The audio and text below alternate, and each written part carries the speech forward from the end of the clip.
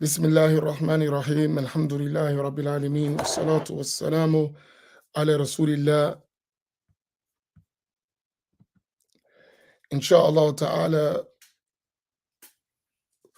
we're going to have our reading today of the book al-Risalah al-Jamiah, translated on this edition as the Essentials of Islam by the great Imam Al-Habib Ahmad bin Zayn al-Habshi, the successor of the great Imam Abdullah bin Alawi al-Haddad. And this book is a book in the obligatory knowledge of the religion that deals with a summary of al-Islam and al-Iman and al-Ihsan that is conveyed in the book, in the hadith of Jibril alayhi salam. And it is a book that, since it was authored by this great Imam, all of the pious people from As-Sada al-Ba'alawi, whom we've been reading about in the Blessed Valley, they read this book, they studied this book, they taught this book to their children and their students, and it has reached us with an unbroken chain back to the Imam, with a great encouragement to constantly read in it, seeking the barakah that is contained in it, and the barakah of the author and those great descendants of the Prophet sallallahu alaihi wasallam. So in that vein, we're going to read this text. Inshallah, we'll read as much as we can. Hopefully we can finish. But if not, we'll continue tomorrow until we finish it. But inshallah, we could finish most of it today. Let us start with Al-Fatiha to the soul of Sayyidina al-Imam Ahmad bin Zayn al-Habshi. Fatiha.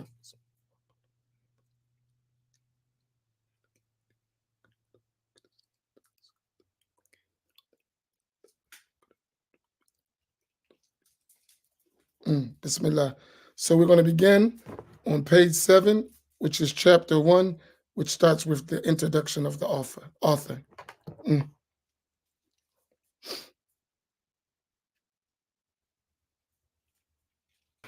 Bismillah ar-Rahman ar-Rahim. Alhamdulillahi Rabbil Alameen.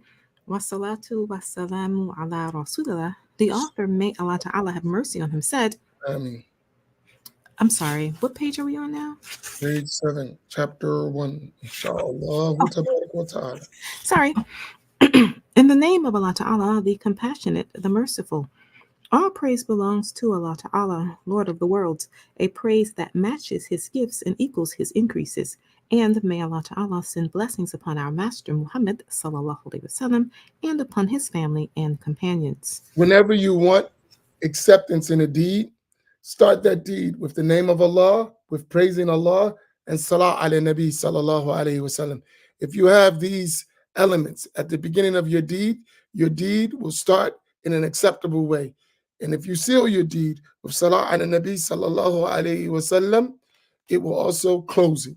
And that which in between would be accepted. The Messenger of Allah Ta'ala, sallallahu alaihi wasallam, upon whom be peace, said, seeking knowledge is an obligation for every Muslim, male and female.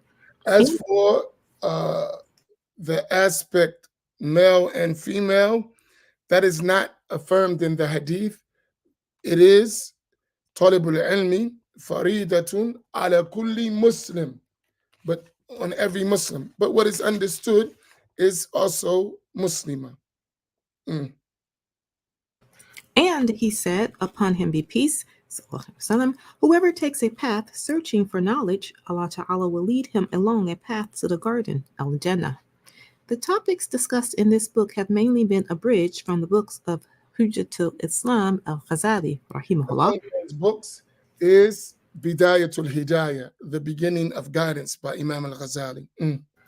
It is our hope that whoever knows them and acts upon them will be placed by Allah Ta'ala among the people of true knowledge, outwardly and inwardly. Say Ameen. And this is one of the most important lines in this book in terms of seeking benefit. The author said, "Man arafaha wa amila biha narju lahu min Allahi أن يكون من أهل العلم ظاهرا وباطنا. That whoever learns these cases and practices them, we hope from Allah Tabarak wa Ta'ala that they will be among the people of knowledge outwardly and inwardly. And may Allah, people read this book just for that dua, to be a recipient of that dua. And success is from Allah Ta'ala. The pillars of Islam. The pillars of Islam are five. Number one, bearing witness that there is no God but Allah Ta'ala and that Muhammad sallallahu alaihi wasallam is the messenger of Allah Ta'ala. Number two, doing the salat. Number three, giving the zakat. Number four, fasting Ramadan. Number five, making Hajj, pilgrimage to the house for whoever is able to. And all of these should be done by fulfilling their preconditions or their prerequisites, fulfilling their integrals or requisites, and avoiding their invalidators. The above are to be done with sincerity and belief. Whoever is not sincere is a munafiq, hypocrite, and whoever does not believe with his heart is a kafir. Faith, Iman. The reality of Iman is that you are convinced that Allah Ta'ala exists and that He, the Exalted, is one without partner, likeness, or similarity. He's mawjood, wajibul wujud. His existence is an intellectual necessity. Nothing is like Him, and He is the all-hearing and all-seeing. And this is the most explicit verse in the Quran that clears Allah from any resemblance to any of His creation. لَيْسَ كَمِثْلِهِ شَيْءٌ وَهُوَ السَّمِيعُ الْبَصِيرُ. Naam. Nothing is like Him, and He is the all-hearing and all-seeing. He created the heavens and the earth, death and life, obedience and disobedience, health and sickness, and the entire universe and what it contains. So He is the one. He is Al-Qadim, and everything other than Him is Hadith. He is the one who has no beginning to His existence, and everything other than Him, subhanahu wa ta'ala, is a created event. He created human beings and their actions and determined their provisions and their lifespans. There can be no... If that is the case, your lifespan and your sustenance is predetermined by Allah Tabaraka wa Ta'ala. Worry or concern yourself what He ordered you with, not what He guaranteed for you. He guaranteed for you your sustenance, and He ordered you with His worship. Concern yourself with His worship, and don't worry about your sustenance. There can be no increase or decrease in these appointed things. Nothing happens except by His decree, qadar, that it will happen, and His determining, qadar, and His will, irada. He, the Exalted, is living and all-knowing. He wills and is able. He is speaker, hearer, and seer. He is knower of the treachery of the eye and what is hidden in the chest. He knows all secrets and that which is even more hidden. He is the creator of everything and is the one, the subduer. Subhanahu wa ta'ala.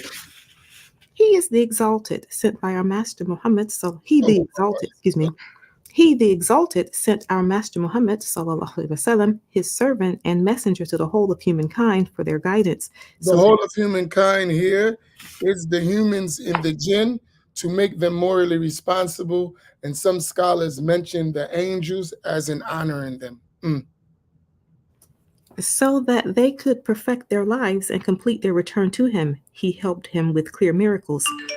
You must also be convinced that He, upon whom be peace and blessings, was truthful in every fact which He conveyed to us from Allah Ta'ala, whether that was those things that happened in the beginning of creation, those things that happened with the previous nations, those things that happen now in terms of the lawful and unlawful in the sacred law, those things that would happen towards the last day, and then the matters that would happen in the intermediate world on the day of judgment, in paradise and in hellfire. In all of that, the Prophet sallallahu alaihi wasallam was truthful in everything he conveyed. Now, the traverse, sirat, the balance, mizan, the pool, haud, and other matters of the world. Traverse also can mean, well, the bridge. that stretches over the hellfire. and other matters of the next world and the barzakh, Mm. including the questioning of the two angels, Barzakh is the intermediate world. In other words, the life in the grave. including the questioning of the two angels and the punishment and bliss in the grave. The Quran and all the books that Allah Ta'ala sent down are true. The angels are true, the garden is true, the fire is true, and so is everything else about which our Master Muhammad sallallahu alaihi wasallam, upon him be peace, informed us. So the Prophet ﷺ is truthful in everything he conveyed and told about from Allah Tabaraka wa Ta'ala. Those things that we fully understand, those things we understand some of it, and those things we don't understand any of it, all of it, what the Prophet ﷺ conveyed is true. وَمَا يَنْتِقُ عَنِ الْهَوَىٰ إِنْ هُوَ إِلَّا وَحْيٌ يُوحَىٰ. He doesn't speak from his own desire. Rather, what he speaks is revelation that was revealed to him. Chapter 2, Worship. Prayer. Purity. The obligations, furud, of wudu are 6.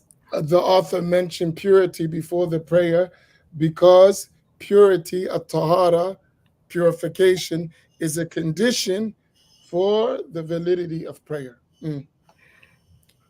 The obligations, furud, of wudu are 6. Number 1, intention, niyyah. Number 2, washing the face. The limits of the face are lengthwise from the place of the normal hairline of the head to the jawbone and in width from ear to ear.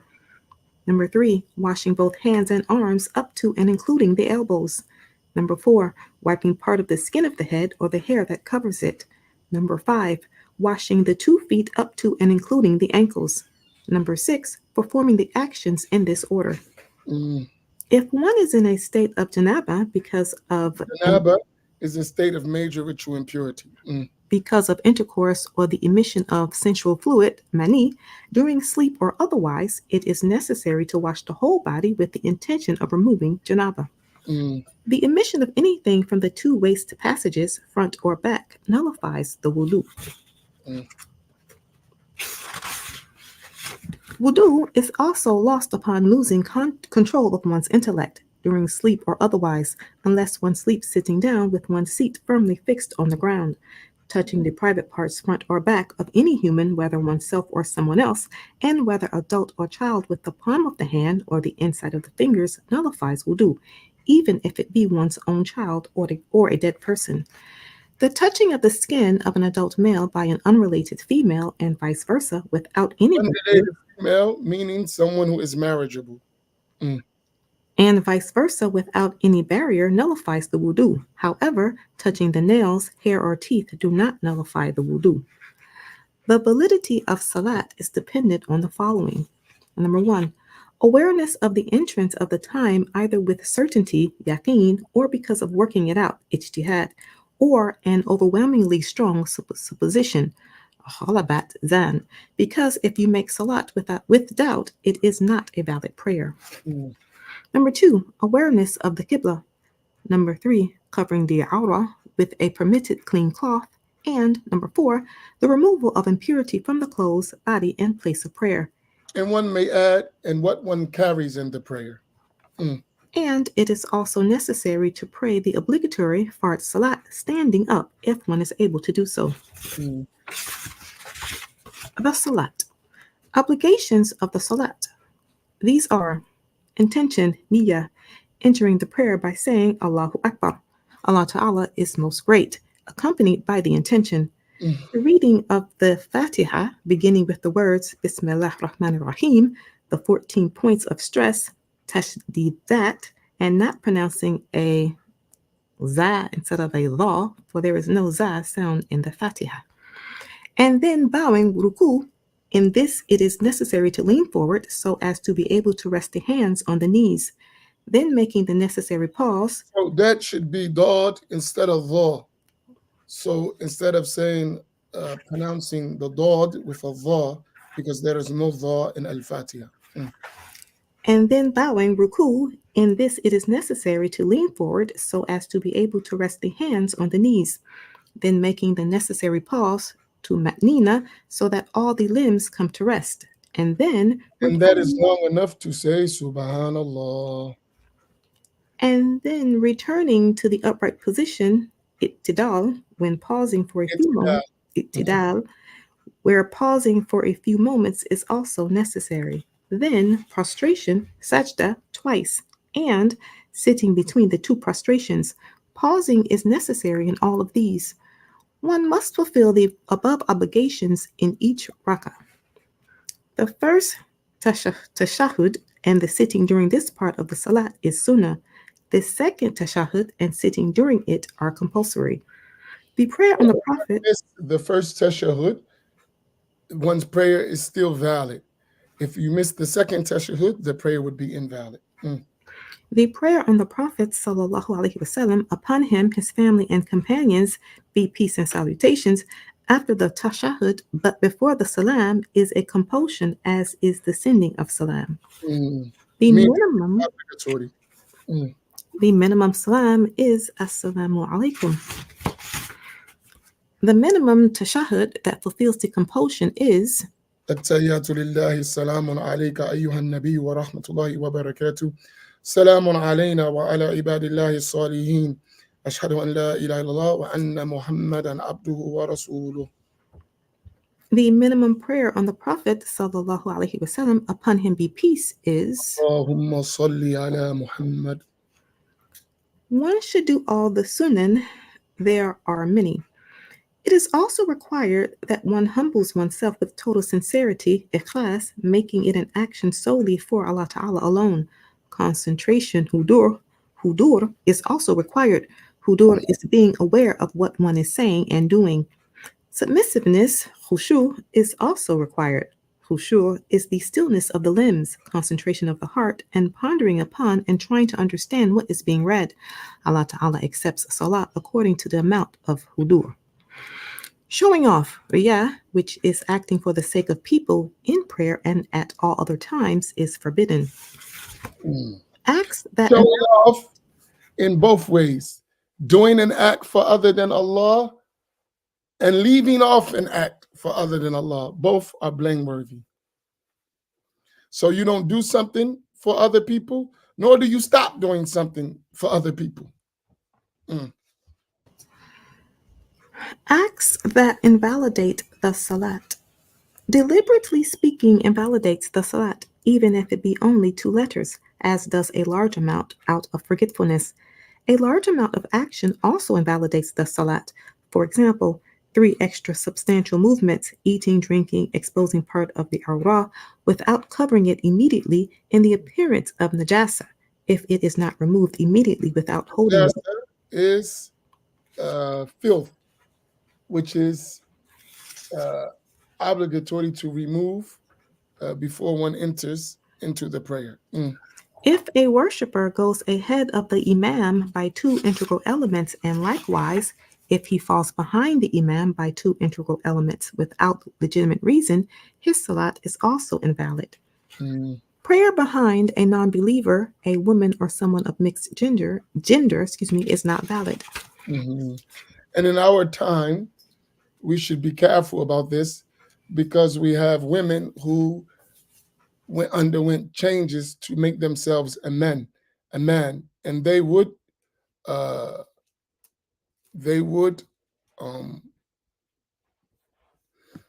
sometimes come in the masjid as men.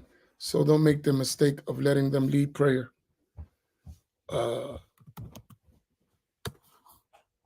Because that would be invalid. Allahumma salli ala Sayyidina Muhammad.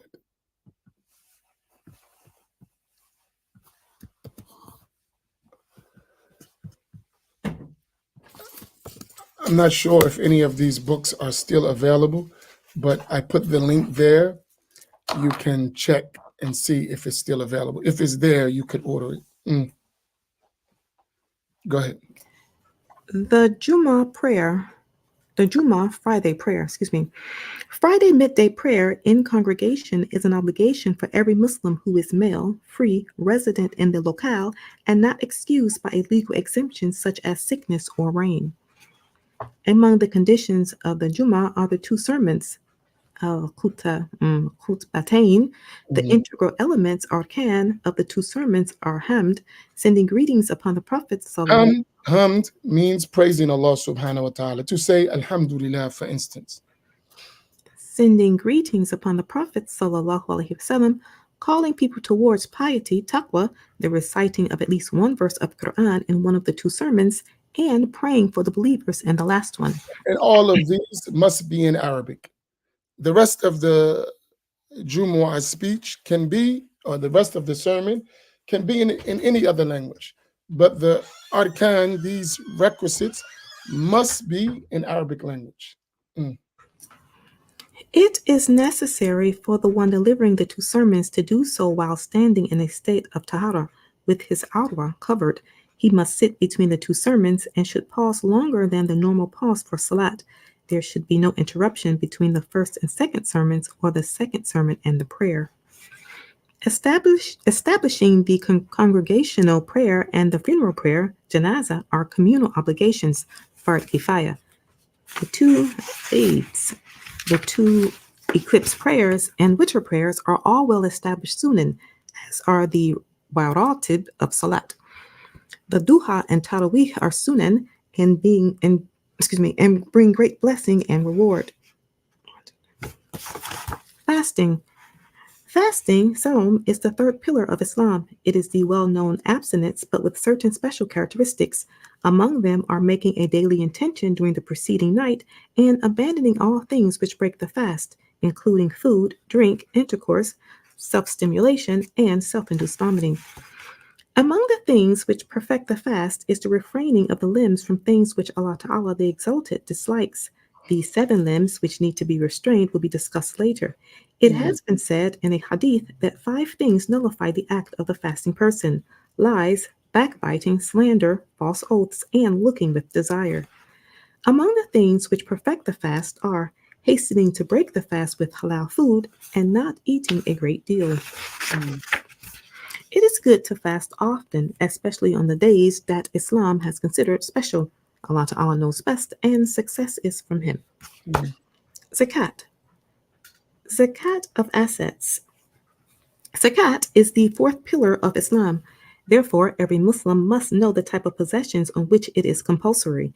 These are livestock, na'am, gold and silver, trade goods, tajara, buried treasure, rikas, gold Mhm. and silver mines, madan, and asharat, Mhm. which are seed crops and fruits. There is no zakat on animals other than livestock grazing on public land. Mm. A precondition of the zakat becoming obligatory is the passing of one lunar year, which is also a condition for money and trade goods. Another condition is that they reach the nisab, the lower limit above which zakat becomes obligatory, fard. The amount that has to be paid on money and trade goods is 2.5%. On crops and fruits grown by irrigation, the zakat is 5%. If the land is not irrigated, it is 10%. Mm. Zakat al-Fitr. The zakat of Fitr has to be paid by every So you Muslim. have zakat al-mal and zakat al-badan. Those what we mentioned before is on property. Zakat al-fitr is paid in terms of people. Mm. The zakat of Fitr has to be paid by every Muslim who possesses more than his actual needs and the needs of his dependents on the Eid day and the evening preceding it. Its amount is 4 mud of the Prophet ﷺ, upon him and his family be peace. Intention is required for all above mentioned types of zakat. It is not permitted to give zakat or zakat al-fitra except to a Muslim who is characterized by one of the 8 characteristics, such as being a poor or destitute person and is not a Hashimi or Mutalibi, nor their freed slaves. It is necessary to pay to all of these groups. Mhm. Hajj. Hajj is the fifth of the pillars of Islam. It is an obligation on every free, legal, responsible Mukallaf Muslim, as is the Umrah once in one's life, on condition that one has the ability to go. ability here means that one possesses what is needed to travel for the pilgrimage and back again, and payment for all the expenses of those he is legally obliged to support until his return. The acts of the Hajj are of three types: the integral elements, arkan, the duties, wajibat, and the sunan. And in the Shafi'i school, uh, the arkan and wajibat are the same, meaning that if you fulfill them, if you leave them out, the act becomes invalid, except in al-Hajj. In al-Hajj, there is a difference between something that is a rukn and something that is wajib. Mm. Only in al-Hajj. Mm. And other than Hajj, it's all the same. Mm. The arkan of the Hajj are five. Ihram, this is the intention to perform the Hajj or Umrah. It is preferred that one utters the words, I intend to perform the Hajj or the Umrah, and I sanctify myself thereby for Allah Ta'ala the Exalted. It is not valid to enter Ihram for Hajj except in the Hajj months, which are Shawwal, Dhul Qadr, and the 10 days of Dhul Hijjah, the last of which is dawn on the day of sacrifice, 10th Dhul Hijjah. The remaining arkan are the standing at Arafat, the tawaf al-ifada, the sa'i, and the shaving or cutting of the hair.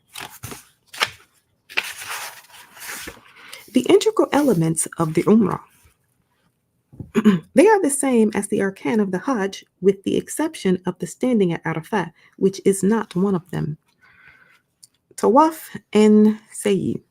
Necessary for the tawaf are the covering of the awrah, the state of tahara, from things which invalidate it, and from najasa, and that the tawaf is 7 circles inside the mosque in keeping the house Kaaba on one's left, and that one is not actually inside the Kaaba. The sa'i must be done 7 times, must be after the tawaf, and must begin at al-Safa and end at al-Marwa. The duties, wajibat, of the Hajj. The wajibat of the Hajj are being in a state of ihram from the miqat and the spending of the night before the day of slaughter at Muzdalifa, spending the nights of Tashriq at Mina, the throwing of stones against the pillars, and the farewell tawaf. The sunan of the Hajj.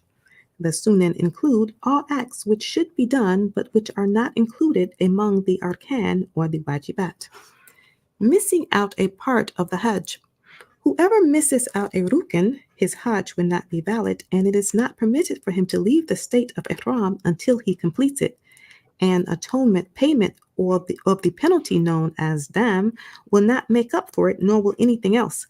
3 of the arkan will always be binding as long as the person performing the Hajj is alive. They are the tawaf, the sa'i, and the shaving or cutting of the hair.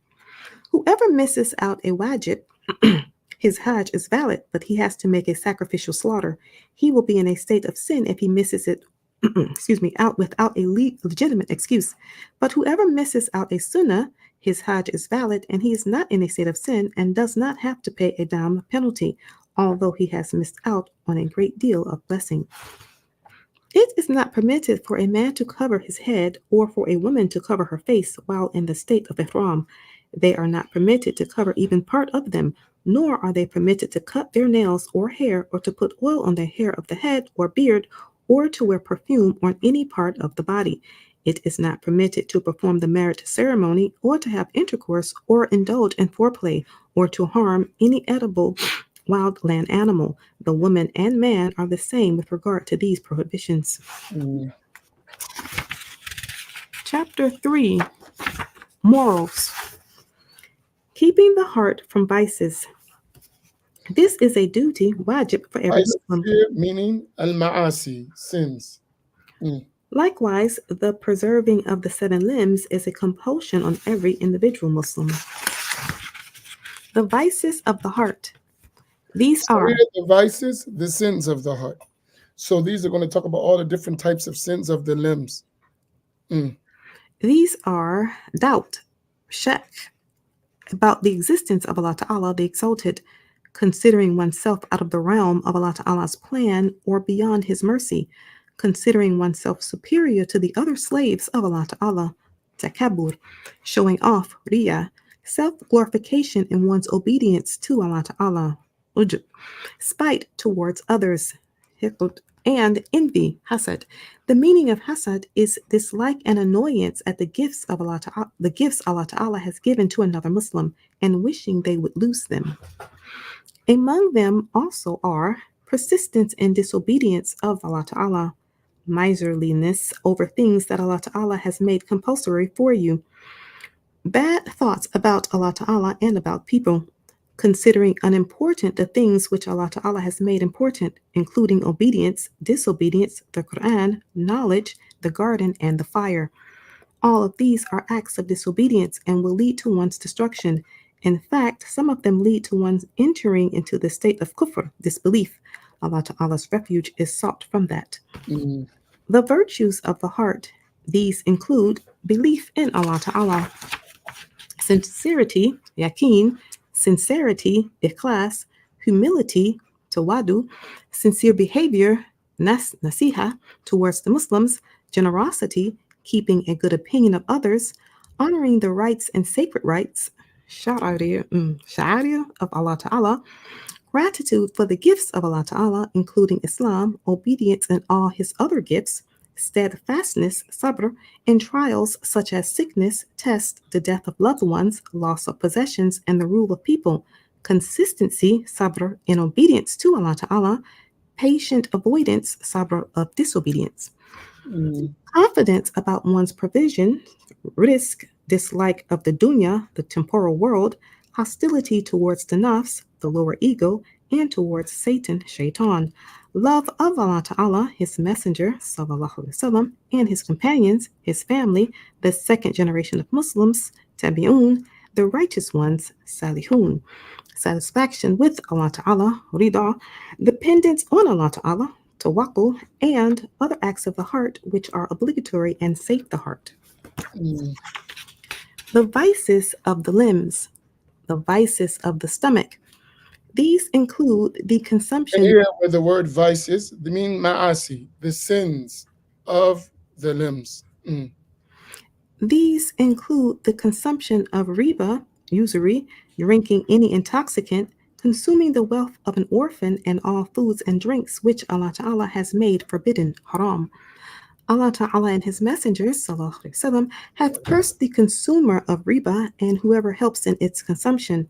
The messenger, sallallahu alaihi wasallam, upon whom be blessings and peace, cursed the drinker of wine and whoever helped him in its drinking, including the one who sold it to him. The vices of the tongue. These are very numerous. They include backbiting, which is to mention something about your Muslim brother or sister that they would not like even if it be true, slander, lies, insults, shatam, abuse, sab, cursing, and many things besides these. Mm. The vices of the eye. These are like looking at members of the opposite gender whom you are not allowed to look at, looking at private parts, awrat, looking with scorn at a Muslim, and looking into someone's house without permission. The vices of the ear. These are things like listening to backbiting and other things which are haram. The vices of the hand.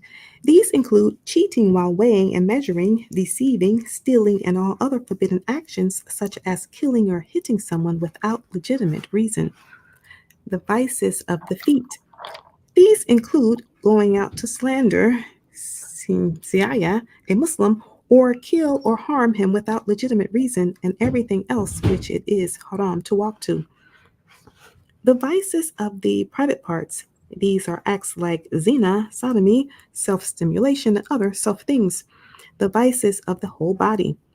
These include unruliness towards one's parents and fleeing from the battle lines. These are considered to be from the major sins. Other things which may be mentioned besides those already mentioned include cutting off family ties and abusing other people's rights. And Allah Ta'ala is the one who grants success and assists one towards what He loves and is pleased with. And Allah Ta'ala sends blessings and salutations upon our Master Muhammad sallallahu alaihi wasallam and his family and companions. Chapter 4, Kunut.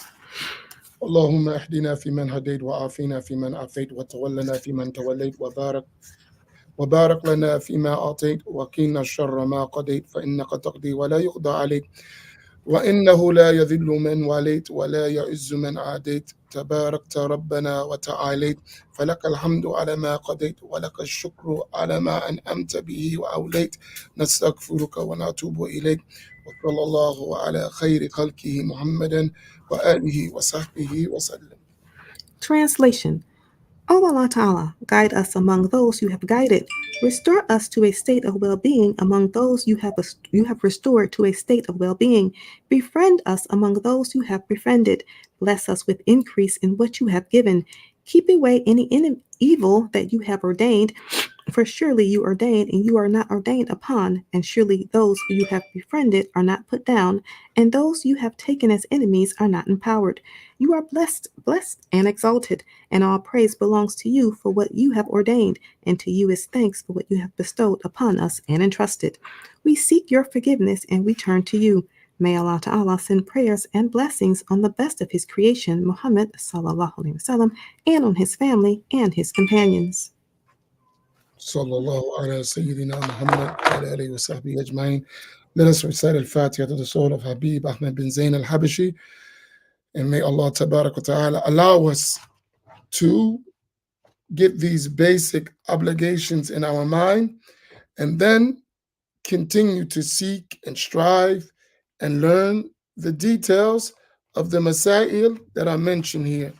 But this would give you the foundations of what you need to know in terms of your personal obligations, which should this book, as we read it, then it should be read with a teacher to give more details to that. And that will take place on our we'll start in December, where we will be going over details in books, but that will be, as I said, a monthly subscription.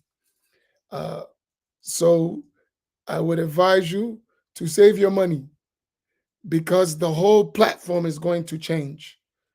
The details will be given in those sessions. The general knowledge will be given in the public sessions. So you've had 3.5 years of benefiting, and mashallah, you will continue to benefit, but the extra step is going to require a little bit more commitment from you, right? So we'll be putting out the flyer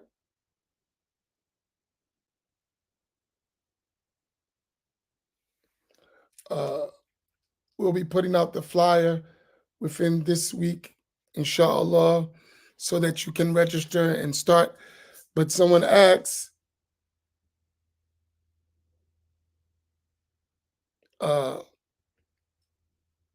is this a course? No, we're not doing courses. This is an ongoing process. So it's not something we're going to stop. It's monthly, the monthly, and you will be like a real student. What do I mean by that? Let me explain quickly. You know, when we learned, and as we still learn, we don't tell the teacher what we want to learn. We learn what our teacher has to teach us, right? And he, the teacher, would set the pace for that. We've got into the habit of looking for crash courses. I want to come 4 weeks, 10 weeks, I'm going to get this. That's not the process, right? We're going to learn our religion in a continual process, right? And that's why it's subscription-based, not course-based, right?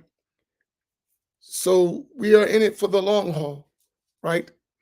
And in another way, we are supporting our activities that we need to do because we don't, unfortunately, we tried, it doesn't work. We don't receive enough support to do all the work that we need to do. So we have to have a sustained amount of support that we can count on, that we know this is coming and you can plan better for the activities that we do. So inshallah, look at it in twofold. You are learning, and you're going to learn a lot of things that you never heard on these classes that we had, because I think if you're sacrificing your time and your resources, that you need to have a great benefit. And that, inshallah, we're going to ensure, inshallah, tabaraka wa ta'ala. But and also, we have a lot of work to do. There needs to be a consistent,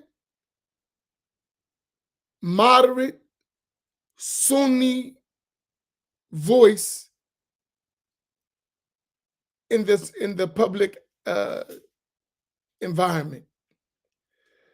Unfortunately, what we see today is this stuff,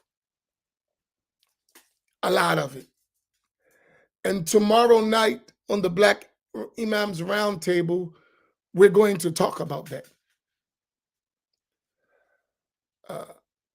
Balance is very, very important, yet in our time, extremely hard to find.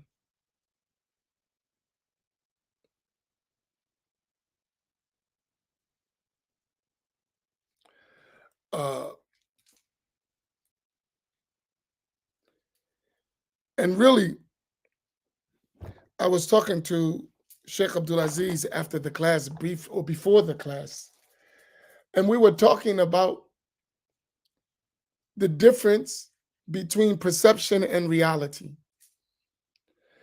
And oftentimes, we're taught not knowledge, we're taught what is needed for us to be in somebody's group.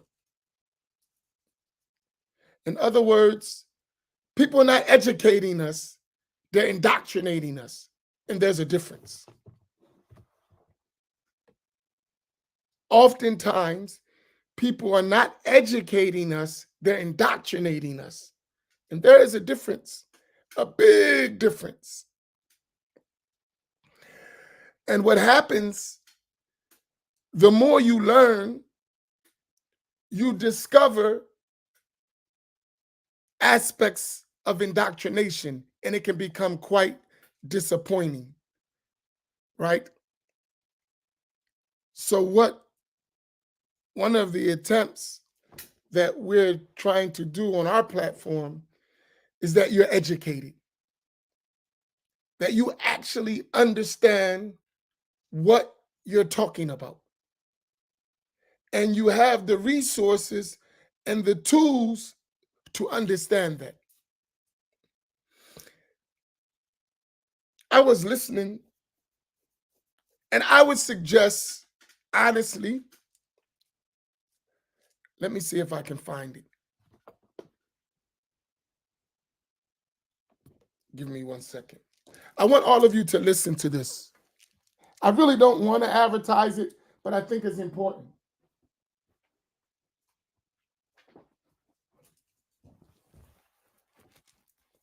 I think it's extremely important for our context. So when I say I don't want to advertise it, I think it's kind of, in one way it's beneficial, in another way it's dangerous, but I think it's needed. So I would trust that we are intelligent enough and we've learned enough to weigh things. I would hope so.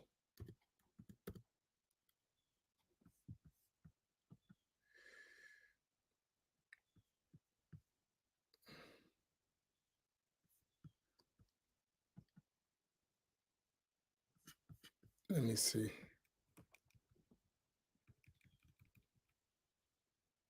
One second.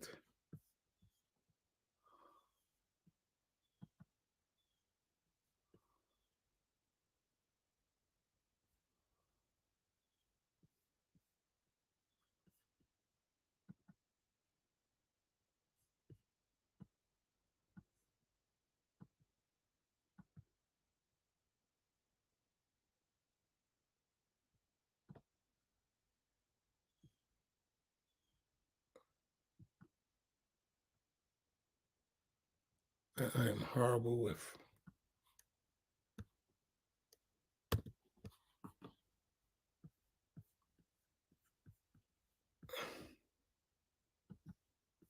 All right, let's do it this way. Give me 1 second.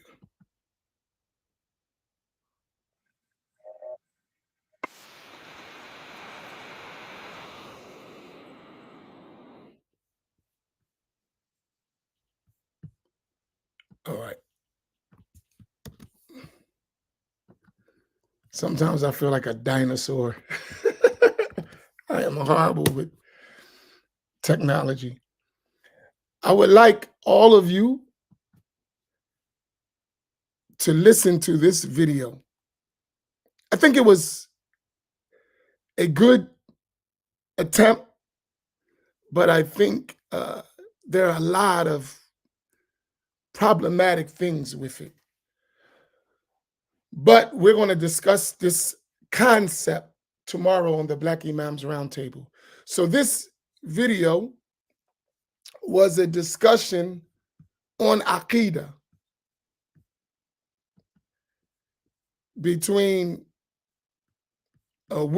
let me say, Dr. Shadi Misri and Asrar Rashid and Yasir Qadi. And it was an interesting discussion.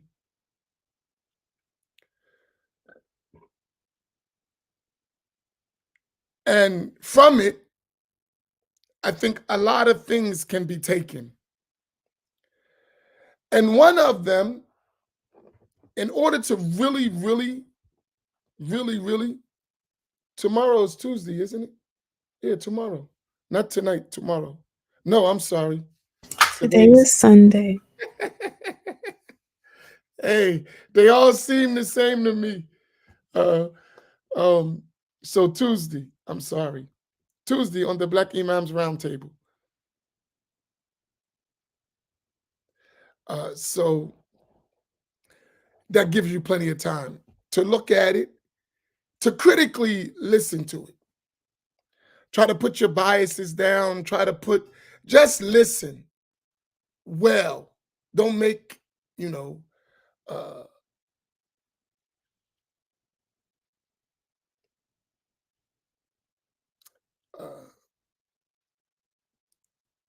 don't make a full assessment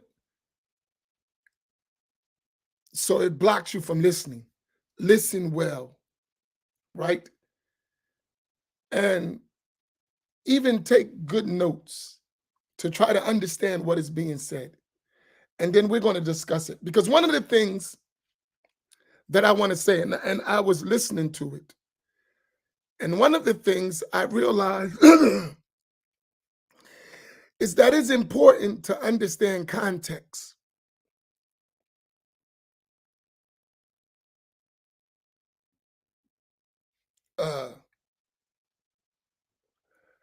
Context is very, very important. You need to understand context. You need to understand environment. You need to understand access. You need to understand politics. And you need to understand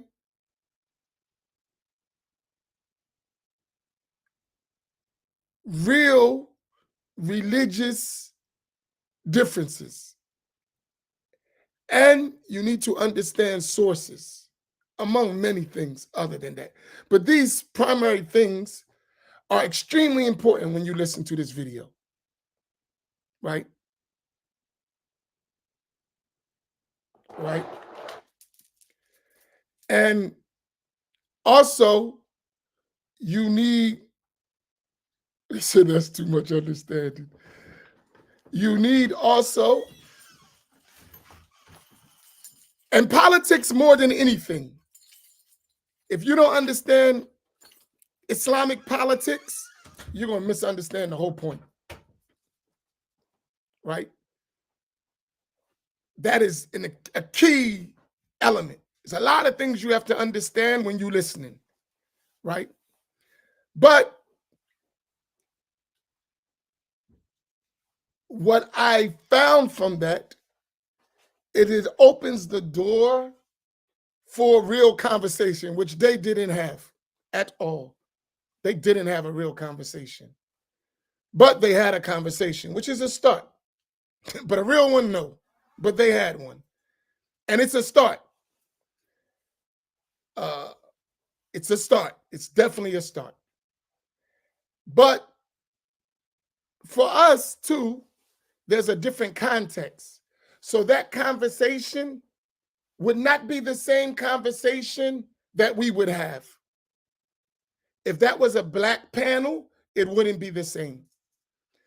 The dialogue would be extremely different. So don't apply that conversation to our context. It won't work. Nor try to apply the criterion for their discussion for our context. It will never work. It's two different environments, two different contexts, different political objectives, just totally different. However, it can give you insight into discussions that we actually need to have, right? And how to go about it, if y'all follow my point. So I said a whole lot just to encourage you to watch it. Because it is but I'm telling you, watch it,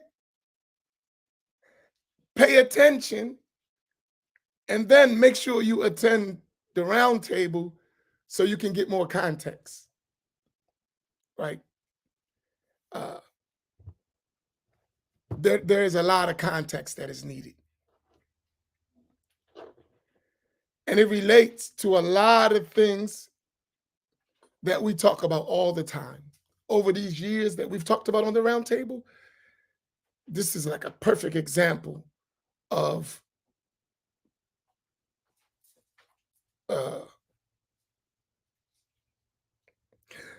why I hate microwave Islam. Why I hate microwave Islam. Really. We have a lot to do. We have a lot of work. I really was inspired to continue our work, even more so after listening to that. Very important. But so we'll leave you with that. That gives you a day or two. Maybe you can listen to it 2 or 3 times to put all the concepts in your mind, because it was a lot to unpack. But I think it's a good training lesson to see how well we understand all the stuff we've been talking about all these years. Inshallah, tabaraka wa ta'ala. So I leave it there. May Allah make it easy. And don't jump to conclusions. Be fair.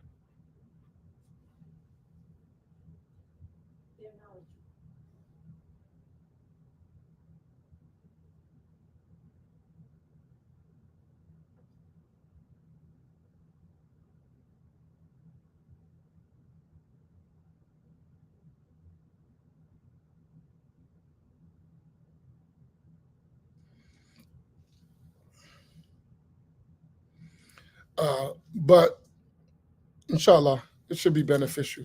But don't start making conclusions. Just listen, make your notes, have your understanding. Let's have the discussion, inshallah. Barakallahu bikum wa sallallahu ala Sayyidina Muhammad wa ala alihi wa sahbihi ajmain. And I thank y'all all for taking this journey with us. Assalamu alaikum wa rahmatullah.